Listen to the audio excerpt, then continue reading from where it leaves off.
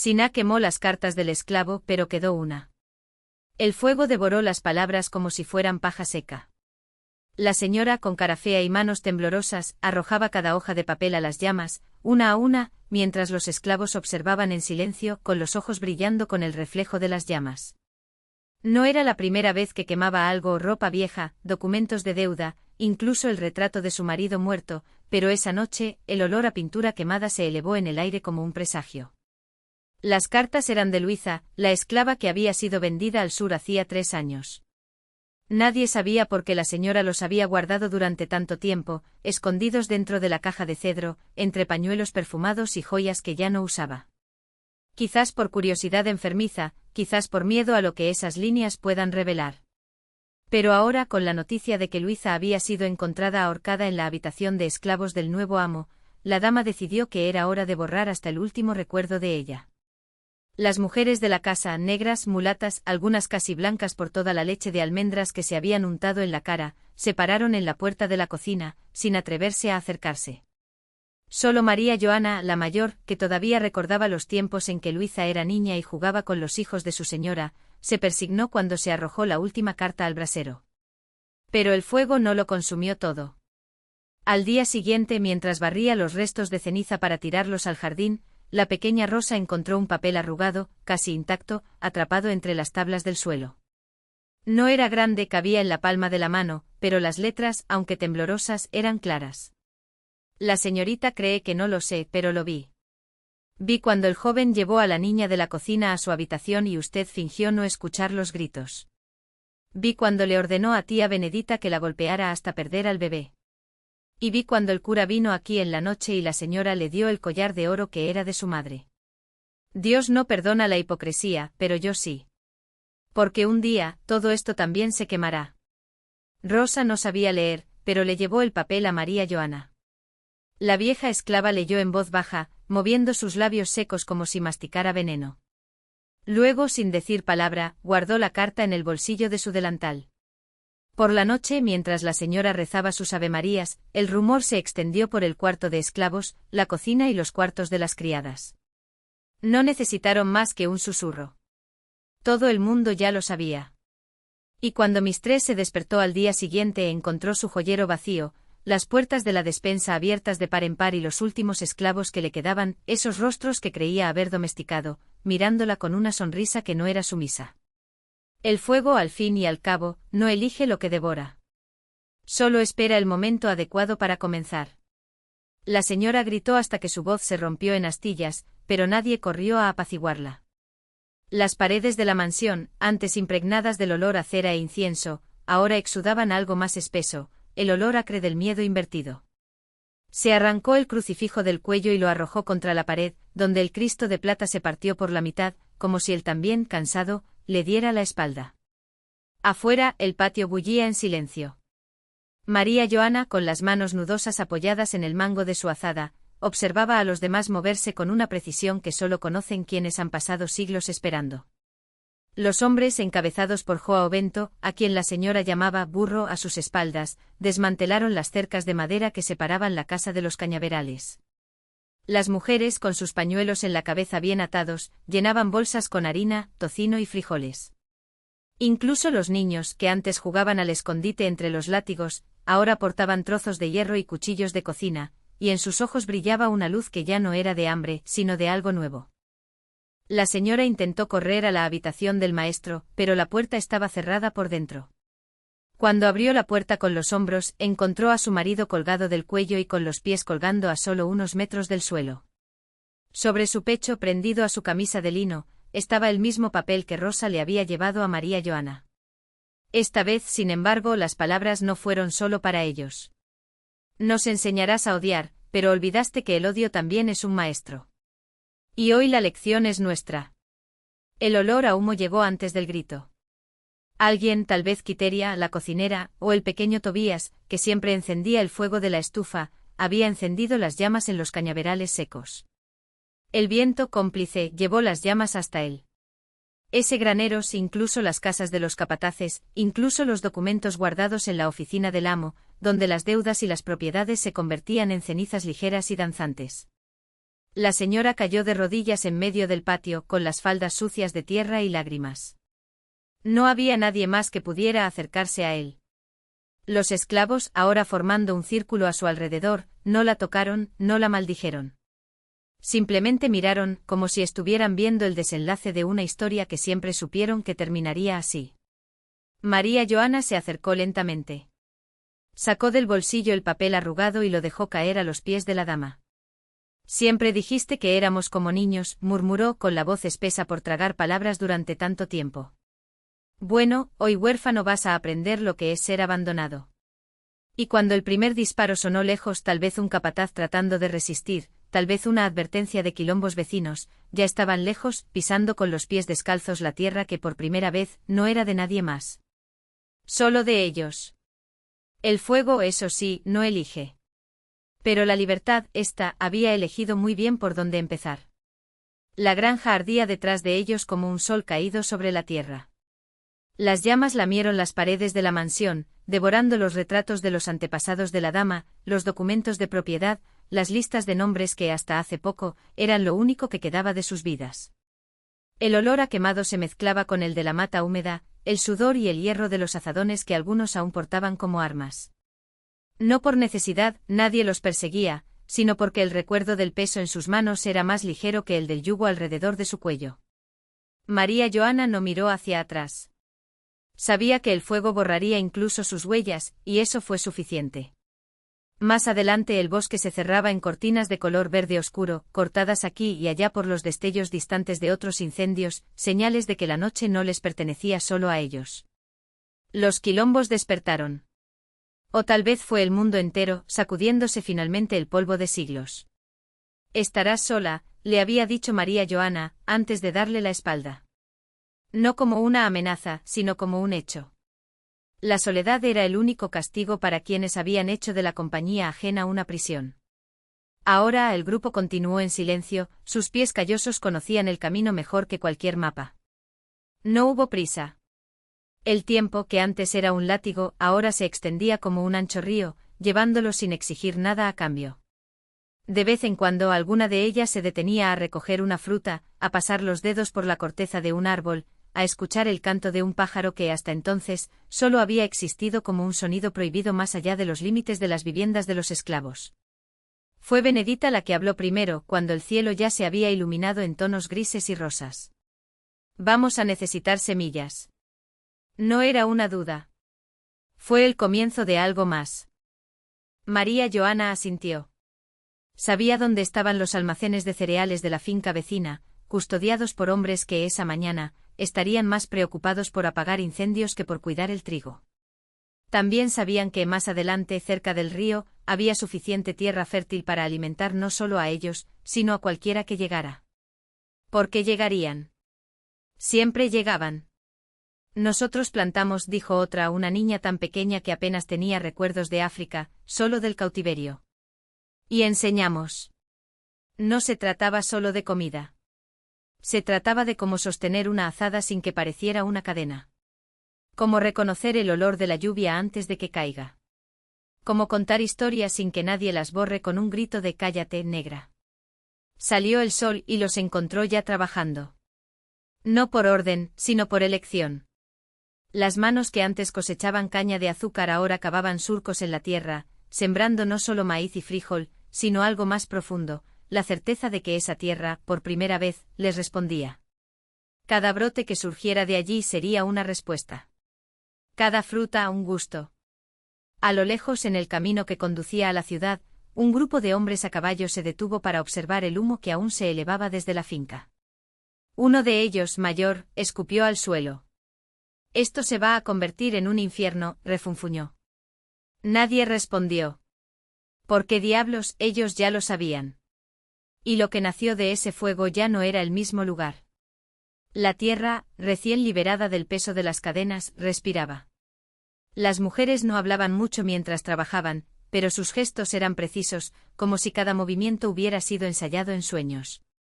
María Firmina, la mayor, pasaba los dedos por las hojas del jambo que había plantado al borde del surco, como si leyera en ellas un poema. Presagió. Sabía que la lluvia llegaría antes de que oscureciera, el aire olía a tierra mojada y a un verde casi agrio, como hojas aplastadas entre los dedos. No era solo el olor, era el silencio de los pájaros que volaban bajo y la forma en que las hormigas llevaban sus huevos en fila apresurada. En la casa grande o lo que quedaba de ella, las paredes aún tenían marcas de fuego. Pero dentro, sobre una mesa de madera quemada en los bordes, un niño dibujaba con carboncillo en el suelo. Era hijo de Joana, la que había sido violada por el capataz y que ahora llevaba en el cinturón el cuchillo del muerto. El niño dibujaba líneas que no eran simples garabatos, eran mapas, caminos que solo él veía. Joana observaba desde lejos con los brazos cruzados, como las otras mujeres se turnaban para sacar agua del pozo. Los hombres a caballo no bajaron a la plantación. Se quedaron en el camino como esperando que algo los llamara o los ahuyentara. El mayor, con un sombrero gastado y una cicatriz en la barbilla, había sido capitán de monte en tiempos pasados. Conocía el olor de la revuelta y no era el mismo que había olido en otros levantamientos. No hubo gritos ni carreras, solo un silencio denso como antes de la tormenta. Sabía que no tiene sentido quemar lo que ya está quemado. Cuando el viento cambiaba de dirección, traía el sonido de un canto. No fue un himno, no fue un lamento. Era algo intermedio, una melodía que envolvía las patas de los caballos, inquietándolos. Las mujeres no cantaron en voz alta, pero la tierra amplificó sus voces, como si el suelo fuera un caparazón gigante. El capitán apretó las riendas, pero no avanzó. Sabía que algunos lugares, una vez tomados, no pueden recuperarse, ni con balas ni con fuego. Al anochecer cayó la primera gota. Espeso, caliente, como si el cielo también llorara alivio. Las mujeres levantaron la cara y dejaron que el agua les quitara el sudor y la suciedad. María Firmina tomó un puñado de tierra húmeda y lo olió. No era solo lluvia, era sangre seca disolviéndose, era ceniza convirtiéndose en barro, era el olor de algo que finalmente se pudría para nacer de nuevo. En el camino, los hombres ya se habían ido. Pero no para siempre. Volverían como hacen todos los fantasmas cuando la noche es demasiado larga. Solo que esta vez encontrarían algo diferente, no esclavos ni fugitivos, sino mujeres que conocían los nombres de las plantas, la dirección de los vientos y el peso exacto de un cuchillo en la palma de su mano. Y el niño, mientras tanto, borraba sus dibujos con la planta de su pie descalzo. No por miedo, sino porque algunos caminos no deberían mostrarse con antelación. Las primeras luces de la mañana encontraron a las mujeres en círculo, con las manos entrelazadas sobre un fuego que no crepitaba, solo ardía en silencio. María Firmina rompió una rama seca y trazó sobre la tierra mojada los contornos de un mapa que solo ellos entendían, aquí el río que se tragaba los pasos de los caballeros, allí el claro donde las serpientes se enroscaban ante la tormenta, más allá, la piedra partida por la mitad, donde los antiguos enterraban los dientes de los muertos para que no mordieran a los vivos. Seguirán el olor del fuego, dijo Lucia, pasando los dedos por la cicatriz que le atravesaba la ceja. Pero la lluvia se lo llevó todo. No todo, respondió María Firmina, señalando al niño. Estaba en cuclillas junto a un árbol umbu, recogiendo frutos verdes. Las semillas, al masticarlas, dejaban la boca amarga durante días. Algunas huellas no se pueden borrar con agua. El chico no miró hacia atrás. Sabía que estaban hablando de él, pero no importaba. Su verdadero nombre había sido enterrado con la placenta de su madre y ahora respondía solo al sonido del viento entre las hojas del juazeiro. Las mujeres lo llamaban pie de viento porque dondequiera que pisaba la tierra parecía abrirse en surcos, como si el suelo guardara un recuerdo de sus pasos. Por la tarde, cuando el sol ya no quemaba tanto, bajaron al pantano. El agua oscura reflejaba sus rostros como espejos nublados. Uno a uno mojaron las manos y sacaron del fondo piedras lisas, cada una con forma de hueso, de clavo, de diente. Lucia levantó el suyo hacia la luz y vio, dentro de la piedra, la figura de un hombre a caballo, con la boca abierta en un grito que nunca saldría. «Están cerca», murmuró. María Firmina no respondió. En cambio, tomó un puñado de hojas de ruda y las aplastó entre sus dedos hasta que el verde se convirtió en un jugo negro. Se lo frotó en las muñecas, en los tobillos y detrás de las orejas de los demás. El olor era fuerte, casi insoportable, hierba de pantano, decían. Hierba para hacer que los vivos se pierdan. Cuando cayó la noche encendieron antorchas de secoya y las clavaron en el suelo, en línea recta hasta la entrada del bosque. El fuego atrajo polillas del tamaño de manos, cuyas alas ardían al tacto y caían en lluvias de ceniza. El niño observó inmóvil, mientras las mujeres cantaban una melodía sin letra, solo vocales arrastradas que parecían salir de debajo de la tierra. Los caballeros llegaron antes de la medianoche. Llegaron en silencio, pero sus caballos jadeaban, nerviosos por el olor de las hierbas. Se detuvieron en el borde del círculo de luz, donde las antorchas parpadeaban como ojos abiertos en la oscuridad. «Estas brujas no tienen miedo de nada», susurró una de ellas, con la voz ronca de tanto gritar órdenes. Pero ninguno de ellos desmontó. Porque entre las llamas vieron sombras que no eran de mujeres, sino de cosas con muchos brazos, cosas que se arrastraban sin piernas, cosas que sonreían con dientes de piedra. Y el niño en el centro del círculo tenía los ojos cerrados, pero sus pies descalzos se hundían en la tierra como si fuera agua. Cuando el primer caballo se encabritó, relinchando de terror, los demás retrocedieron. Los hombres tiraron de las riendas, maldiciendo, pero los animales no obedecieron. Algo en el aire les impidió avanzar, algo que olía a podredumbre y a bosque después de la lluvia. «Volveremos con más hombres», gritó el capitán, antes de darle la espalda. Nadie respondió. Las mujeres continuaron cantando y el niño abrió los ojos solo cuando los cascos se perdieron en la distancia.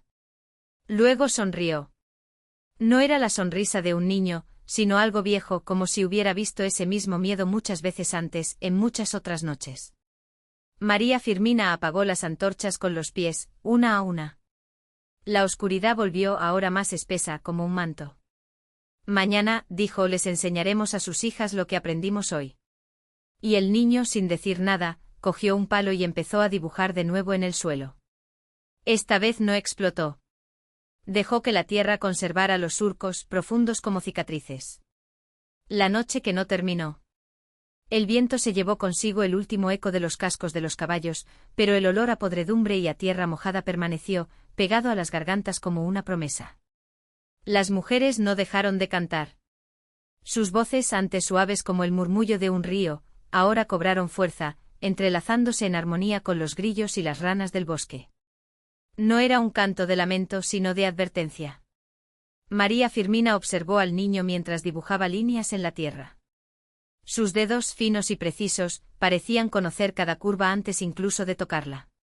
El dibujo que apareció ya no era un mapa, sino un rostro, un hombre de ojos hundidos y boca entreabierta, como si estuviera a punto de gritar.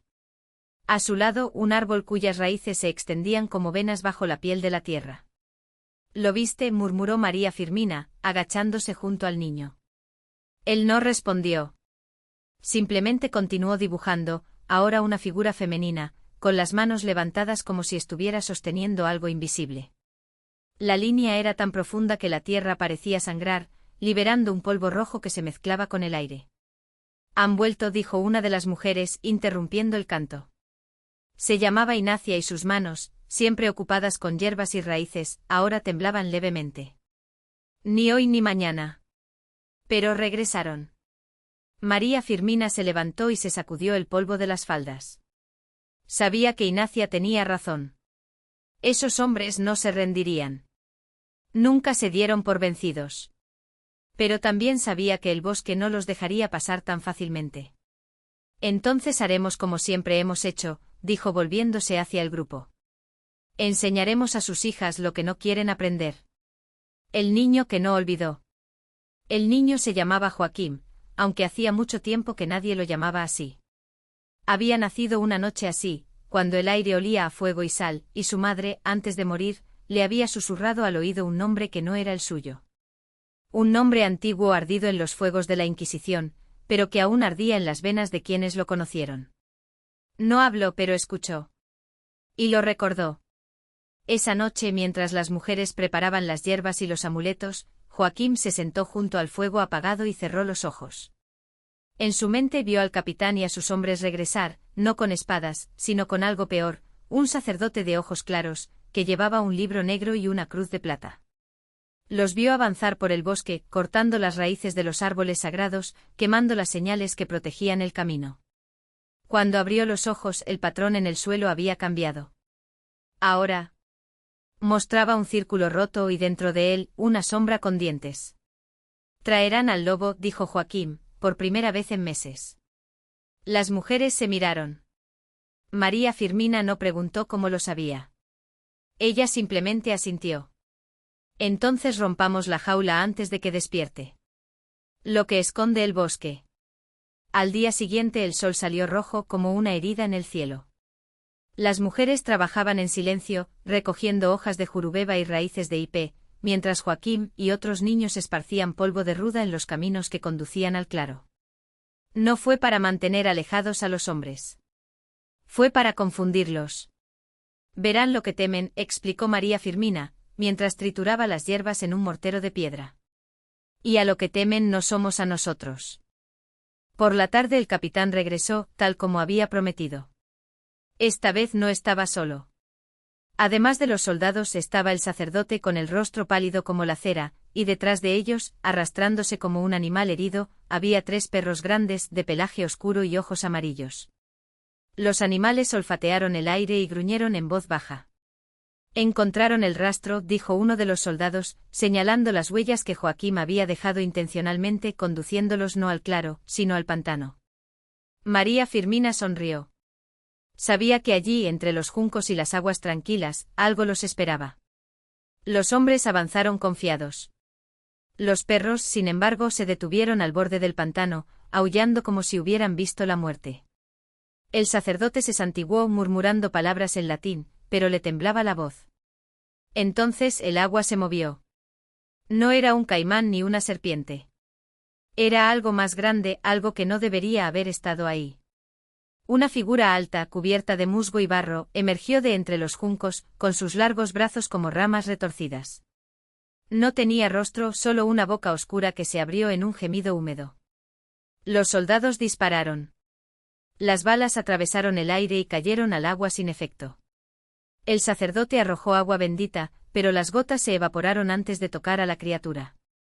¡Correr!, gritó el capitán, comprendiendo finalmente. Pero ya era demasiado tarde. Las raíces de los árboles circundantes comenzaron a moverse, envolviéndose alrededor de los tobillos de los hombres, tirándolos hacia abajo. Los perros aullaron por última vez antes de ser tragados por el barro. Solo el sacerdote permaneció de pie, paralizado, mientras la criatura se acercaba. Sus labios se movieron en oración, pero lo que salió fue un nombre. Belial. La cosa sin rostro inclinó la cabeza, como si reconociera la palabra. Luego extendió una mano y tocó la frente del sacerdote. El hombre cayó de rodillas y cuando levantó la vista, sus ojos ya no eran los suyos. Eran negros como pozos sin fondo. No deberías haber regresado, dijo con una voz que no era la suya. Y entonces el bosque también se lo tragó. Lo que queda. Cuando volvió el silencio, las mujeres salieron de su escondite. No había cadáveres, solo armas abandonadas y huellas que se perdían en el barro. Joaquín fue el primero en acercarse al lugar donde había caído el sacerdote. En el suelo donde se habían hundido sus rodillas, brotó una flor negra, con los pétalos húmedos como sangre. María Firmina tomó la flor y la guardó en una bolsa de tela. Para que no lo olvidemos, dijo. Esa noche, mientras las estrellas pisaban suavemente el claro, las mujeres volvieron a cantar. Esta vez, sin embargo, no era un canto de guerra, sino de memoria. Enseñaban a los niños los nombres de las hierbas, los caminos secretos del bosque, las palabras que hacían temblar la tierra. Joaquín, sentado junto a María Firmina, dibujaba en el suelo. Ya no era un mapa ni un rostro. Era un árbol, sus raíces profundas como venas, y en sus ramas, muchos pájaros. Pájaros que no cantaban, pero miraban. Mañana, dijo María Firmina, mientras apagaba los últimos rescoldos del fuego, enseñarás a sus hijas lo que hoy aprendimos. Joaquín asintió. Y cuando la oscuridad los envolvió, sus ojos brillaron, solo por un instante, como los de un animal que sabe que la caza nunca termina. Simplemente cambia de bando.